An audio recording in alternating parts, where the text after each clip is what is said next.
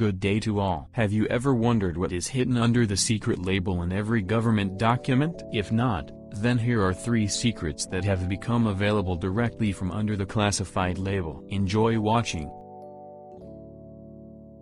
The Stargate Project.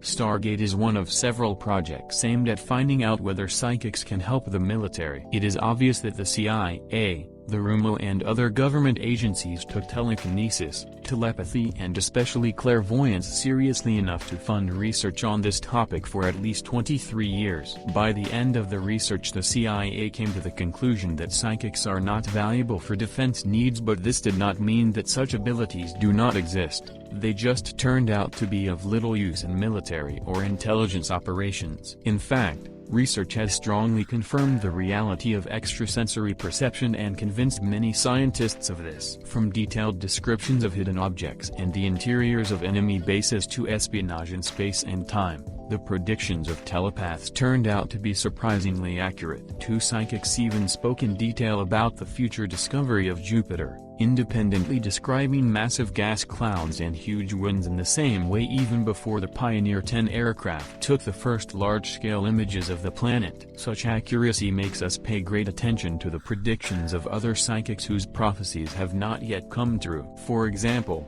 in 1984, the psychic Joe McMoneagle described what the surface of Mars was like around 1 million BC. Among his visions were massive pyramids and other structures that disappeared as a result of geological shocks, severe dust storms, climate change and the disappearance of intelligent life. At first, he saw only shadows or cloud images of creatures that had already ceased to exist. However, turning to an earlier time, he saw how these clouds acquire solid forms. They were tall, lean figures, dressed in light, tight-fitting silk clothes. In addition, McMoneagle also gave the scientist who worked with him a series of extremely precise coordinates and asked him to write down what he sees at each of these points: gorge-like caves, a huge obelisk, mirror squares, channels running through valleys, covered gardens. McMoneagle was instructed to approach one of the creatures and ask him what was going on. "They are ancient people," he said. They are dying out. They relooking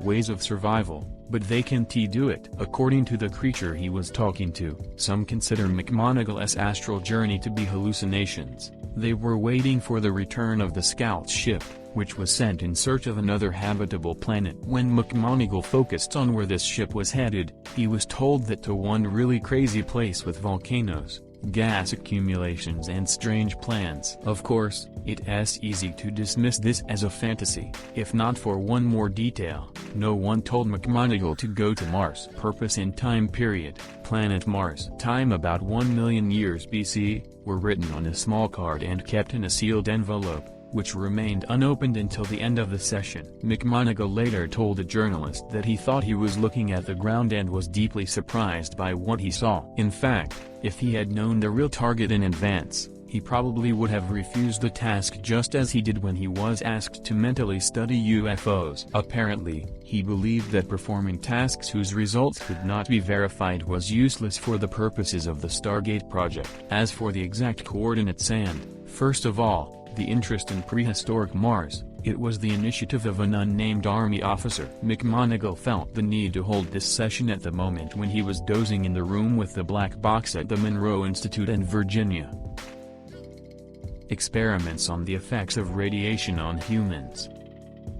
Between 1944 and 1974, the Atomic Energy Commission, the Department of Defense, the National Institutes of Health, and other government agencies deliberately exposed millions of U.S. citizens to nuclear fallout and other dangerous radiation without their knowledge and consent. The purpose of these experiments was to assess the risks faced by nuclear scientists working on the Manhattan Project. Naturally, the experiments were shrouded in mystery, often to such an extent that even those who irradiated people were unaware of what they were doing. When Eileen Wellsome, a journalist for the Albuquerque Tribune, told this story at the end of 1993, it caused a public outcry and forced the Clinton administration to publish 6 million pages of secret documents related to the experiments. The details were extremely disturbing. In Tennessee, after World War II, hundreds of pregnant women received radioactive iron, which led to the early death of their children from conditions such as synovial sarcoma and acute lymphatic leukemia. In Massachusetts, scientists at the Massachusetts Institute of Technology gave radioactive iron and calcium to students with learning disabilities. In New York, terminally ill patients were given radioactive calcium and strontium. Well-known hospitals across the country injected patients with plutonium during routine examinations. In shelters, children were given radioactive drugs. And the corpses of the victims were secretly taken out of cemeteries for analysis. Most of the victims were to some extent dependent people, physically or socioeconomically. For example, it was common for the elderly and the sick, as well as prisoners, although many of those who were considered terminally ill were actually misdiagnosed. At the same time, some of them were not even American citizens. One of the test subjects, codenamed Cal-2, was a 4-year-old Australian boy who was brought to the University of California in San Francisco for special treatment for bone cancer. He was injected with plutonium, which killed him 8 months later. No matter how justified such experiments, be it the conditions of the Cold War, or scientific knowledge, they clearly violated the Nuremberg Code of 1949. This set of ethical principles in conducting research was developed in order to prevent the repetition of the atrocities of Nazi death. Doctors such as Joseph Mengele and Arie Bertheim. Whatever the scientific results obtained by such means, there is no reason, apart from American exceptionalism, to forgive comparable crimes to the United States. Mandatory sterilization.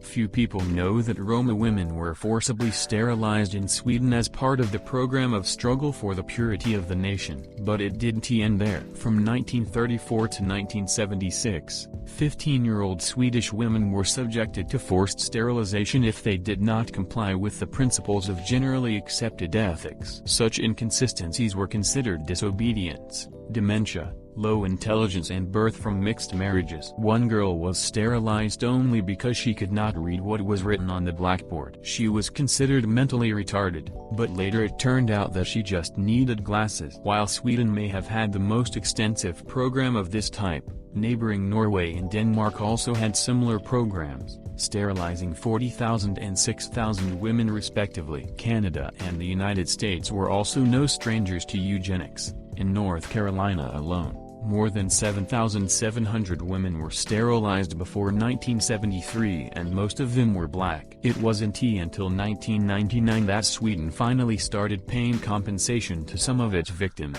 Many, having internalized the idea of themselves as a useless person for society, remained silent for a number of years. Nevertheless, the same politicians who publicly condemned this program continued to support mandatory sterilization of transsexual women until 2013.